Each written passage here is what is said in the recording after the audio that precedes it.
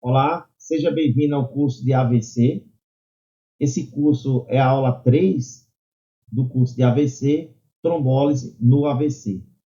Está sendo promovido pelo Laboratório de Simulação Realística, que é subordinado ao NEPS do Hospital Metropolitano Dom José Maria Pires. Sejam bem-vindos.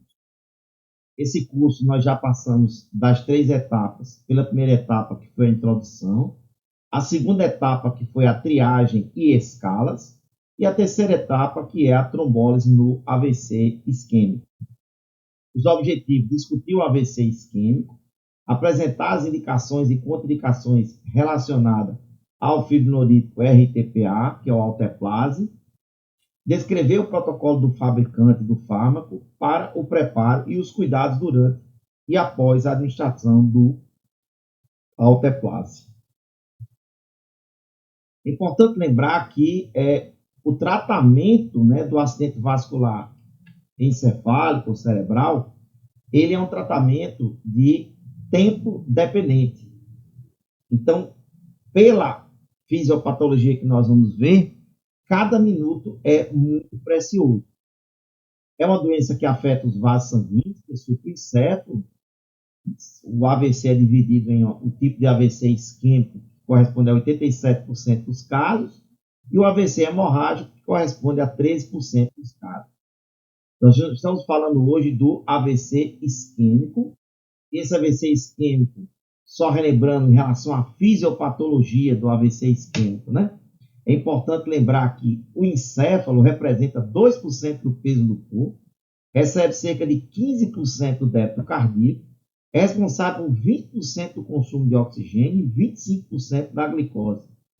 Ou seja, um quarto de toda a glicose que o corpo inteiro consome, somente o cérebro consome 25% dessa glicose e ainda é desprovido, né, de uma quantidade mínima, né, adequada de glicogênio. Então, ele tem muito pouco glicogênio em relação à musculatura esquelética, e isso causa muito problema quando o paciente tem, principalmente, hipoglicemia.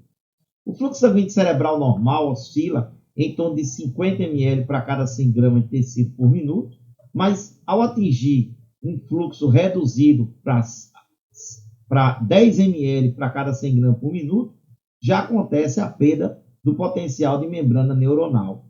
Ou seja, quanto menor o fluxo sanguíneo cerebral abaixo de 50 e a partir de 10, há um risco muito grande de um dano cerebral que pode levar à morte neuronal.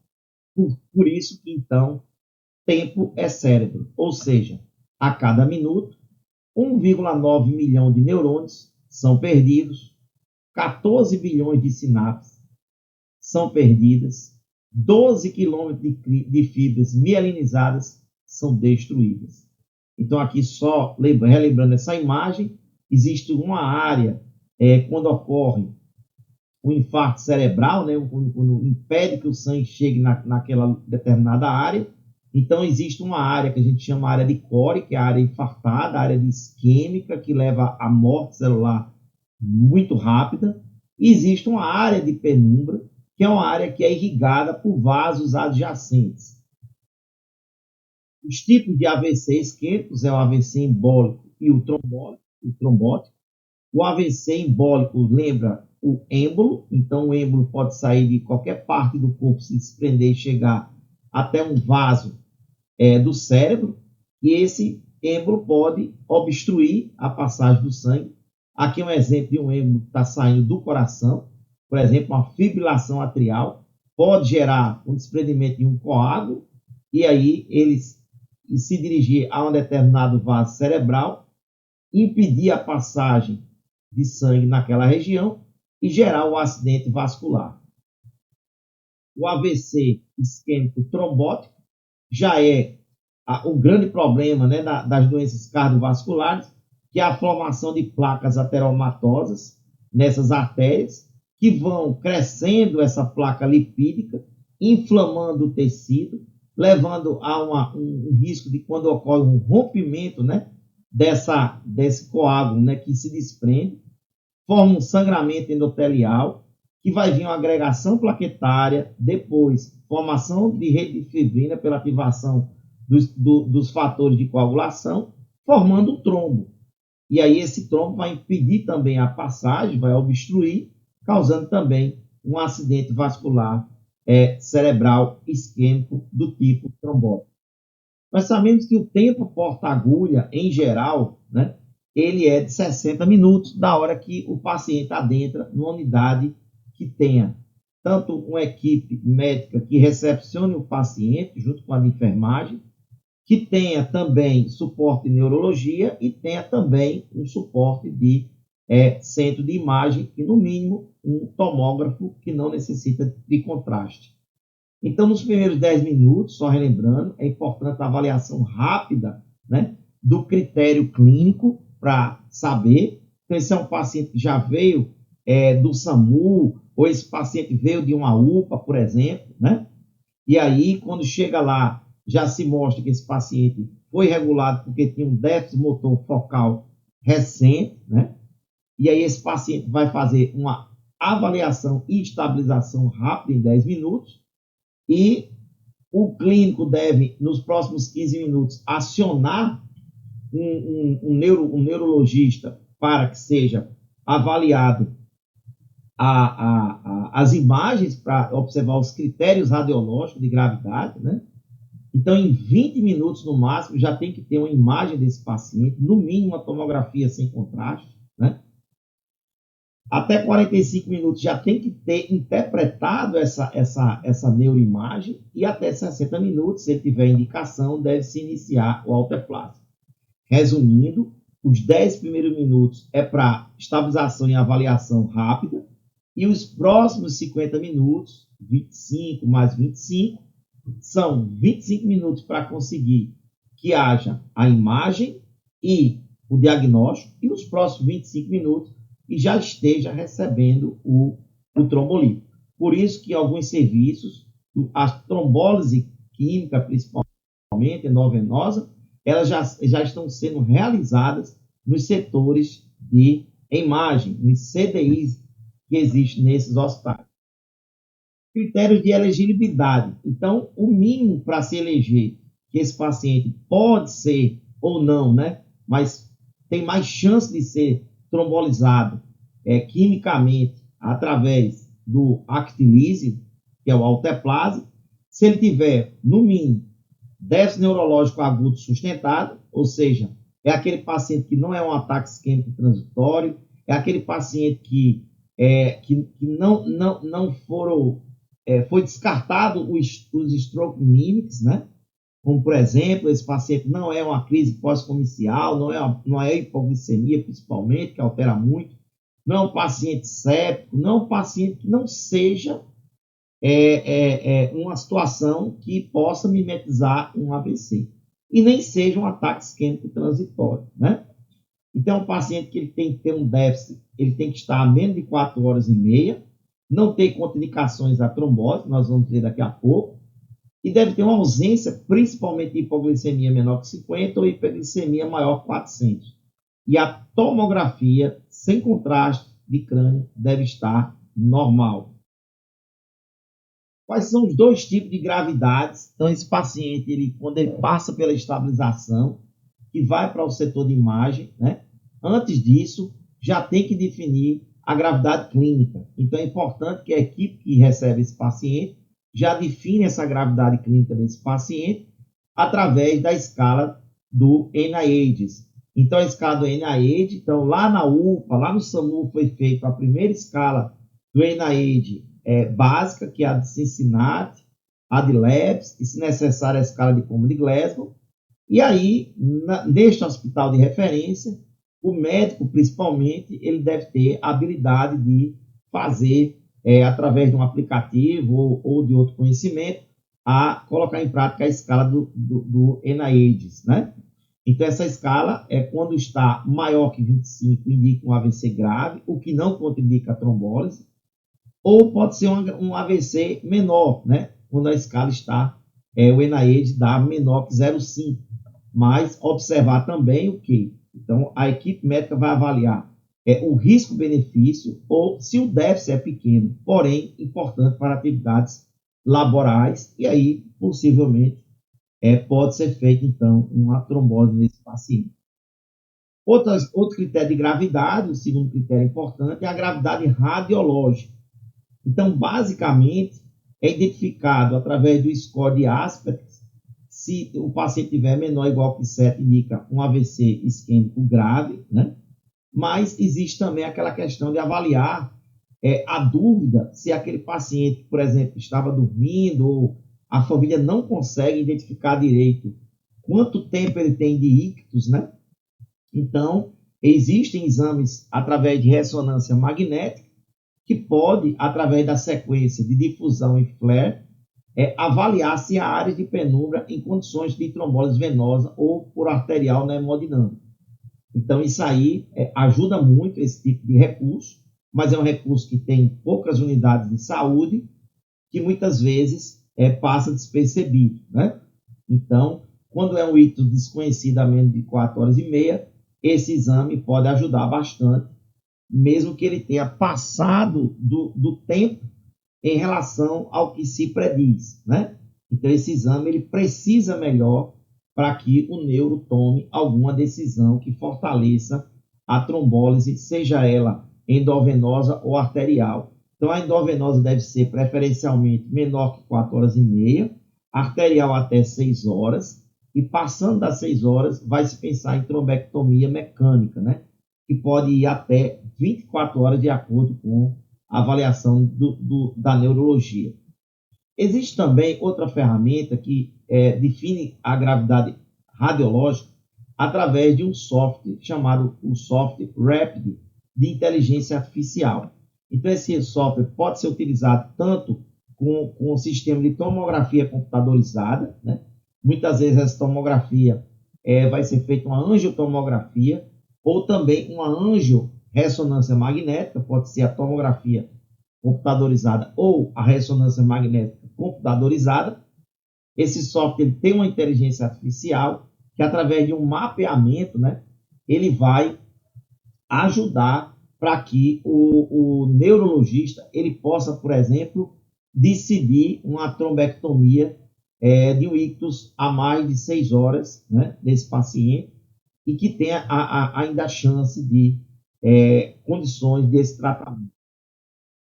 No momento da estabilização, é importante relembrar, né, nos 10 primeiros minutos, que deve haver muitas preocupações. Primeiro, nós já falamos na aula anterior, é a questão de manter o ABC, observar o nível de consciência rápido, manter o ABC desse paciente, via aérea pérvia, ventilação, seja ela espontânea ou necessitando de uma ventilação mecânica, né, invasiva. Esse paciente tem que estar com a pressão regulada, então tem que controlar a pressão, nem pode estar hipotenso, né, com a sistólica menor que 100, e nem com a pressão diastólica ou sistólica maior que 220. Então, isso é importante observar primeiro a pressão sistólica e depois a gente também vai observar a questão da pressão diastólica. É importante observar se esse paciente tem insuficiência respiratória, dor torácica, pode ser sugestivo de uma fibrilação atrial muitas vezes, e que levou a um AVC cardioembólico ou rebaixamento de nível de consciência. É importante fazer uma coleta de um perfil de AVC, de um hemograma, para identificar sódio também, potássio, creatina, ureia, TGO, TGP, coagulograma, glicemia e enzimas cardíacas.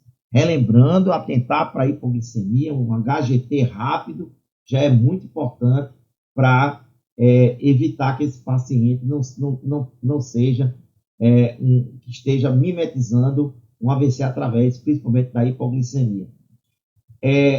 Uma recomendação que existe é não aguardar os resultados para trombolizar. Então, se o custo-benefício for melhor trombolizar a receber os exames, então é o neuro quem vai definir essa ação. É importante monitorizar o paciente, saber se ele está necessita de oxigênio quando está principalmente saturando menos que 95%. Vejam que é diferente do infarto agudo do miocárdio, que é menor que 90%. O decúbito, ele a princípio pode ficar com decúbito de 30 graus, mas já tem protocolos que recomendam ficar a 0 grau. 2 acessos venosos preferencialmente calibrosos e que, se for administrar o trombolítico, seja no membro que não esteja com algum tipo de déficit de paresia, por exemplo, tá? Anamnese dirigida para confirmar o tempo de início e encaminhar rapidamente para a tomografia após esses 10 minutos. Aqueles outros 15 minutos, o paciente já está sendo contactado, o neuro já está sendo contactado para poder avaliar a tomografia ou a ressonância magnética, né? E relembrando que dentro da estabilização, pressão arterial deve estar bem regulada, então muitas vezes, se a pressão sistólica tiver maior que 220 ou a diastólica maior que 120, a droga mais utilizada é o nitrocruciato de sódio, com avaliação a cada 5 minutos, para que não haja uma hipotensão repentina. É importante que pacientes trombolizados, né, tratar, né, se a pressão ficar maior que 180 ou a 105 a diastólica. É importante manter essa glicemia em torno de 80 e 140, evitar sempre a hipoglicemia e a temperatura, que apesar de se trata em geral acima de 37,5, nos casos de AVC, já inicia o tratamento quando ela está maior que 37 graus. A partir do momento que o neuro já vai avaliar a neuroimagem, né, é importante a avaliação do neuro e a imagem, o neuro ele vai, obviamente, utilizar 3 ferramentas importantes que podem contraindicar uma trombólise venosa ou química nesse paciente, né? Então, por exemplo, se a presença de sangue, né, intracraniana, hipodensidade definida ou sinais precoces muito extensos que contraindicam a trombólise. A medicação que faz a trombólise química é o Actilise. O Actilise ele vem em frascos, de um lado vem um pó, no outro frasco vem o diluente próprio, e também vem com um sistema de transferência, uma cânula de transferência, para transferir o diluente para o pó e fazer a diluição. Então, existem os frascos com 50 miligramas e também 50 ml de diluente. Frasco de 20 miligramas com 20 miligramas de pó e 20 ml de diluente. E frasco com 10 miligramas, com 10 miligramas de pó e 10 ml de diluente. Todos vão ter uma diluição de 1 miligrama por ml. As contraindicações.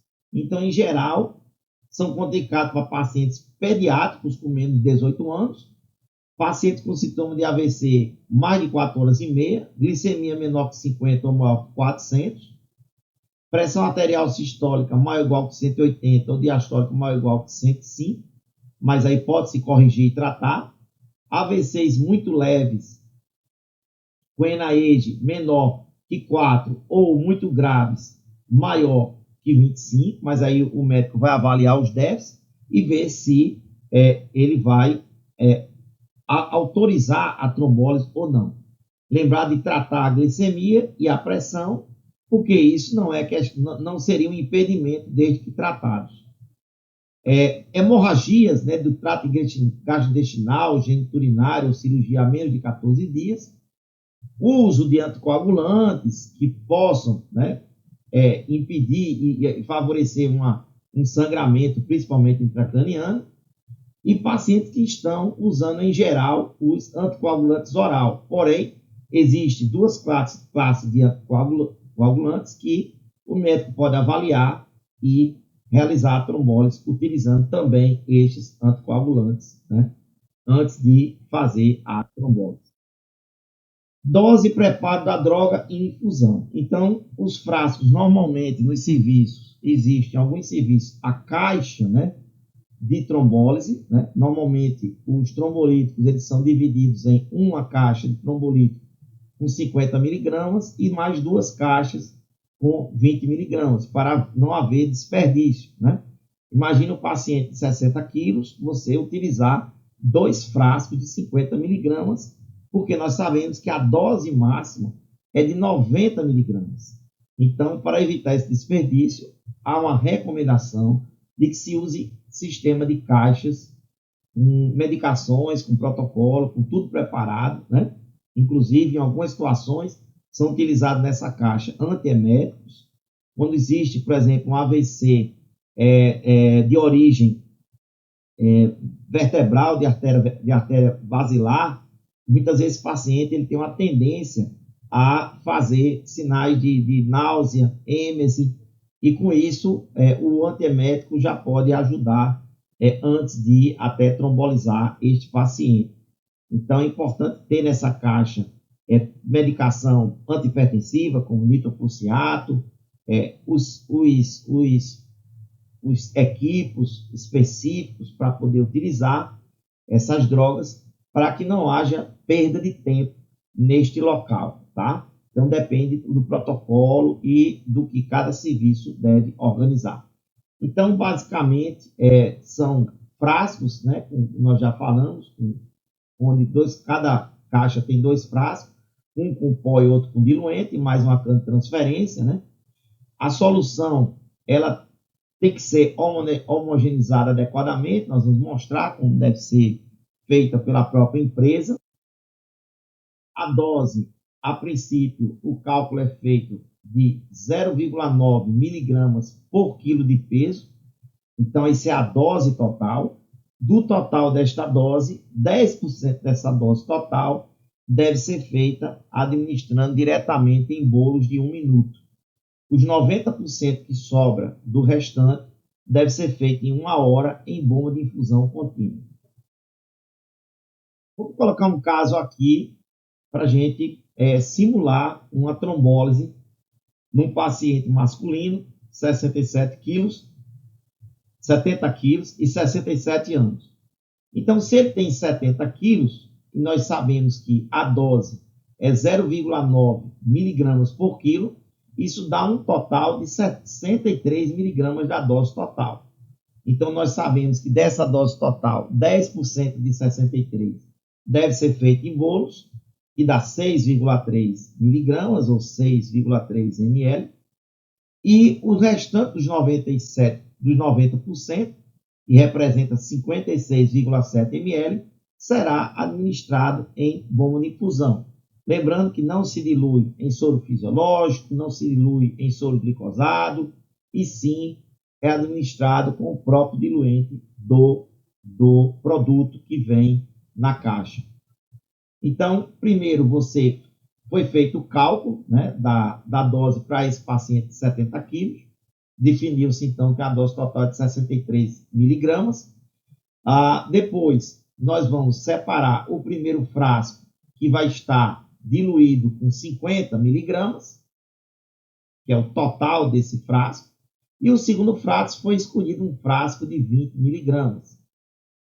Então, nesse frasco de 20 miligramas, nós não vamos utilizar os 20 miligramas. Por quê? Porque esse paciente, a dose total é de 63. Se eu somar 50 com 20 miligramas, vai dar um total de 70 miligramas. Então, vocês já estão notando que nós vamos ter que aspirar 7 ml e desprezar. Por quê? Porque nós vamos precisar de um frasco de 50 e mais 13 ml para dar um total de 63 ml ou 63 miligramas. Quarto, vamos aspirar 10% da dose total, ou seja, de 63 miligramas vamos aspirar 6,3 miligramas ou ml. Como é que nós vamos fazer isso? Retira do frasco de 13 ml, com a seringa de 10, 6,3 ml, para que seja administrado esses 10%. O frasco 2, quando você retirar dos 3 ml 6,3, nós vamos ter, então, 6,7 ml, né? E aí, nós vamos fazer o que agora? O quinto. Após administrar os 10% da dose, né? 6,3 ml, vamos pegar o restante, que vai sobrar, que é os 50 ml do frasco 1, com mais que sobrou do frasco 2, 6,7, vamos ficar com 56,7 ml para ser administrado em 1 hora. Então, aí, nós vamos pegar a bomba de infusão, programar com um volume total de 56,7 ml, um tempo de 1 hora e uma vazão que será calculada em 56,7 ml/hora. Vamos ver na prática qual a recomendação da empresa para que seja administrado o Actilize conforme a bula. O acidente vascular cerebral é a segunda maior causa de morte e a primeira causa de incapacidade no adulto e requer tratamento rápido e agudo. Administração de Actilize. Antes de iniciar o preparo, é importante fazer a antisepsia do local. Faça também a antisepsia das mãos e coloque as luvas. Retire o frasco ampola de Actilize, o de água estéril para injetáveis e a cânula de transferência. Remova com o polegar a tampa protetora dos frascos contendo a água estéril e o pó liofilizado de Actilize. Remova a tampa de uma das extremidades da cânula de transferência. Coloque a cânula de transferência no centro do frasco do diluente. É importante que esse frasco esteja na posição vertical. Remova a tampa da outra extremidade da cânula. Empurre firmemente o pino de perfuração no centro da borracha do frasco de Actilize. Inverta os frascos. Actilize deve ficar na parte de baixo. Toda a água deve ser transferida para o frasco ampola de Actilize. Remova a cânula. Reconstitua a solução com movimentos circulares leves para a completa dissolução do medicamento. Observe se a solução está uniforme, sem partículas sólidas. Se houver formação de bolhas, deixe a solução descansar por alguns minutos até que elas desapareçam. Aspire a dose para o bolos conforme peso do paciente e horário de início dos sintomas.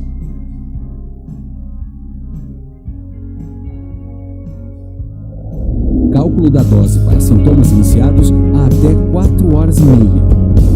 A dose total recomendada é de 0,9 mg por quilo de peso corpóreo do paciente, até no máximo 90 mg. Aplique 10% da dose total como bolos intravenoso. A seguir, o restante da dose total deve ser infundida por via intravenosa durante 60 minutos. O restante da solução deve ser descartado. Agora vamos fazer um exemplo de paciente com 70 quilos. A dose total para este paciente será de 63 mg. 10% da dose total será em bolos, ou seja, 6,3 mg, e os 90% restantes serão por bomba de infusão. Um atendimento rápido pode evitar sequelas graves e incapacitantes.